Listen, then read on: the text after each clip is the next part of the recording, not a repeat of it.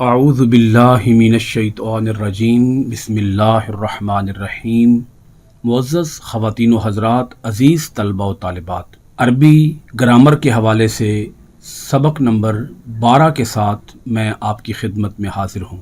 آج کی اس کلاس کے اندر ہم پڑھ رہے ہیں ثلاثی مزید فیہ کے ابواب۔ یہ کل 12 ابواب ہیں۔ آپ سب سے پہلے ان کے نام سن لیجئے، ان 12 ابواب کے نام۔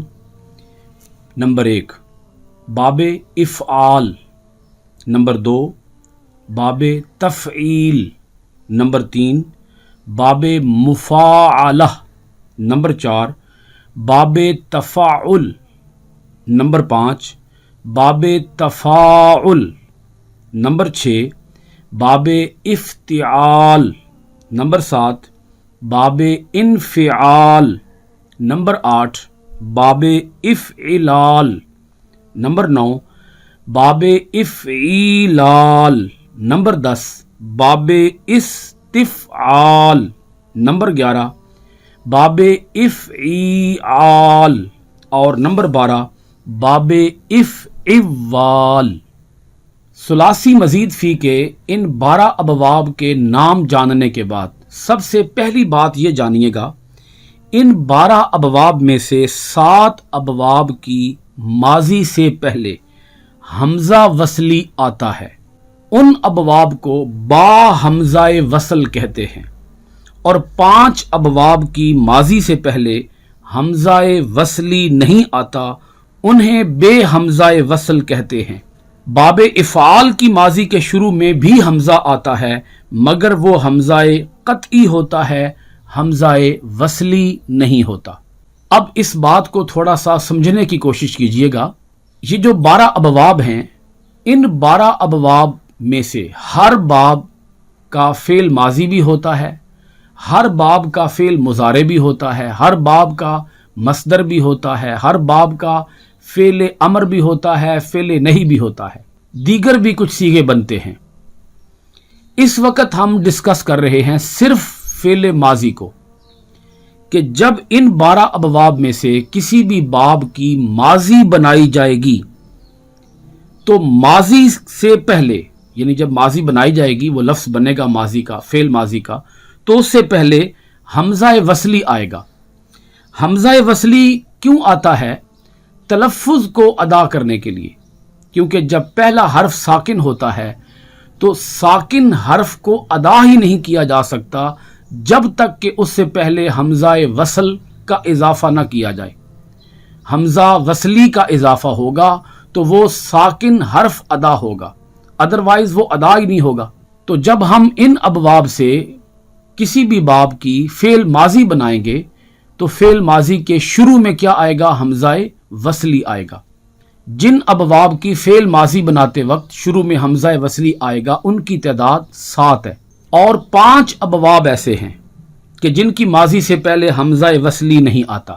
جن کی فعل ماضی کے شروع میں حمزہ وصلی آتا ہے انہیں با حمزہ وصل کہہ دیتے ہیں، با حمزہ وصل، اور جن کی فعل ماضی کے شروع میں حمزہ وصلی نہیں آتا ان کو بے حمزہ وصل کہہ دیتے ہیں۔ ایک باب ایسا ہے جس کو باب افعال کہتے ہیں، سب سے پہلا باب۔ اس کے شروع میں بھی، اس کی فعل ماضی کے شروع میں بھی حمزہ آتا ہے، مگر وہ حمزہ وصلی نہیں ہوتا، وہ حمزہ قطعی ہوتا ہے۔ اب آپ سب سے پہلے یہ جاننے کی کوشش کیجئے گا کہ حمزہ وصلی میں اور حمزہ قطعی میں آخر فرق کیا ہے۔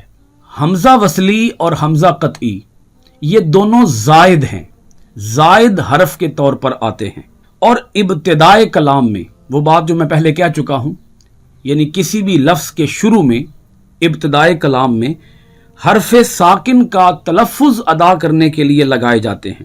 ان دونوں میں، یعنی حمزہ وصل میں اور حمزہ قطعی میں، فرق صرف اس قدر ہے کہ حمزہ وصلی ابتدائے کلام میں لکھنے اور پڑھنے میں آتا ہے، یعنی اگر کسی لفظ کے شروع میں آئے گا حمزہ وصلی تو لکھنے میں بھی آئے گا، پڑھنے میں بھی آئے گا۔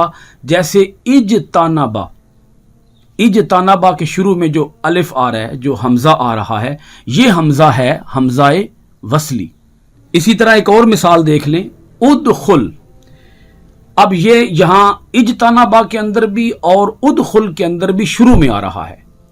तो शुरू में जब आएगा, लिखने में भी आएगा, पढ़ने में भी आएगा हमजा वसली।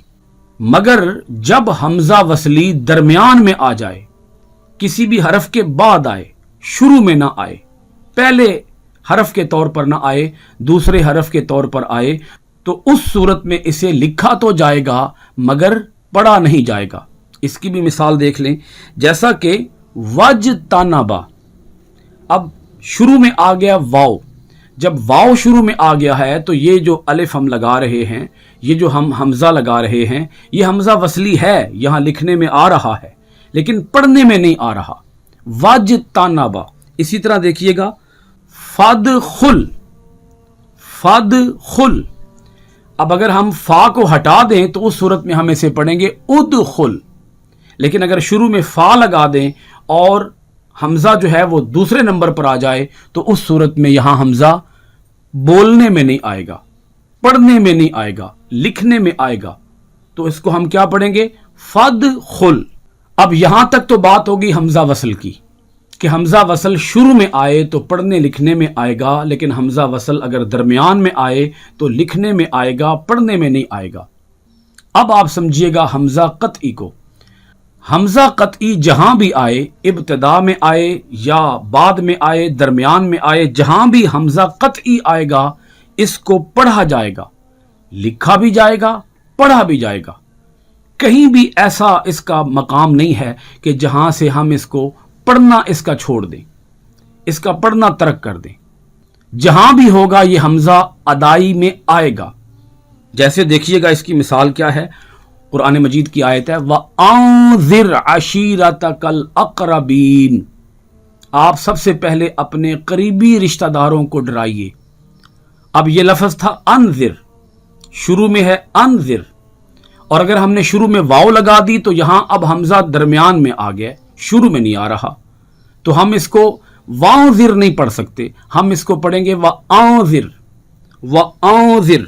एक बात और ज़हन नशीन कर लीजिए, बाबे इफ़आल की माजी, मस्दर और अमर हाजिर के अलावा तमाम सुलासी अबवाब की माजी, मस्दर और सुलासी मुजर्रद के अमर हाजिर मारूफ से पहले हमजा वसली आता है।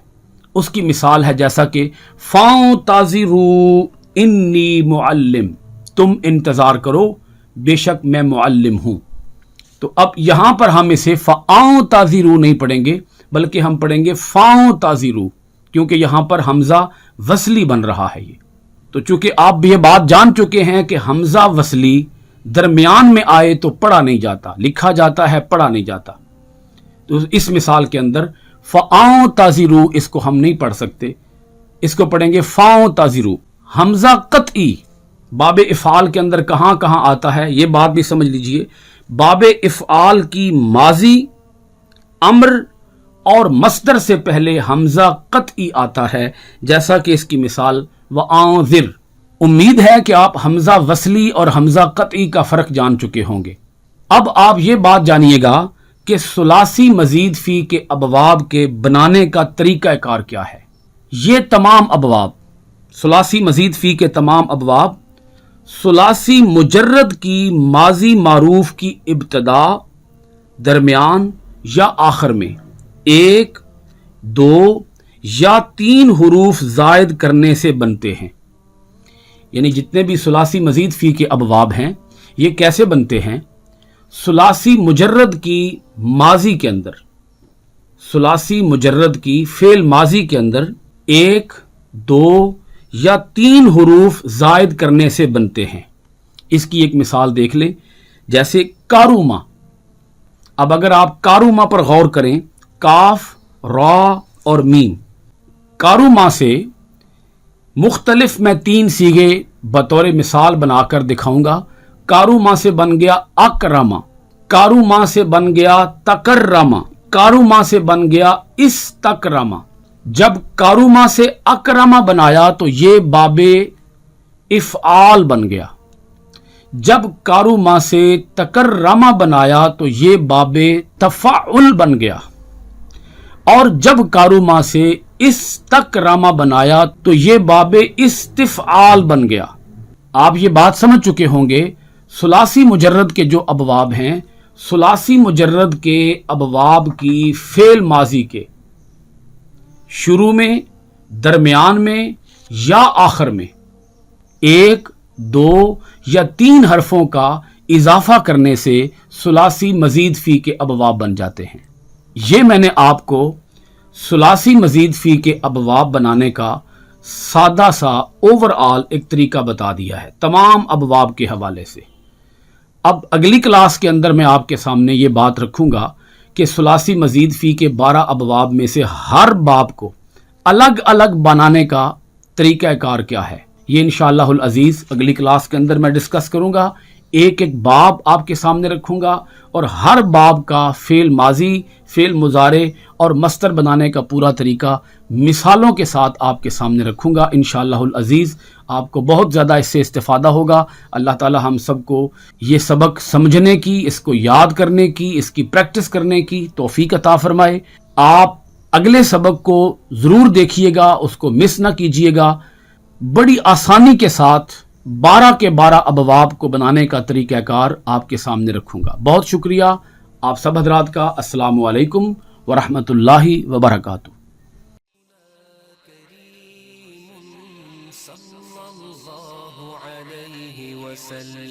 سيدنا كريم صلى الله عليه وسلم، سيدنا كريم صلى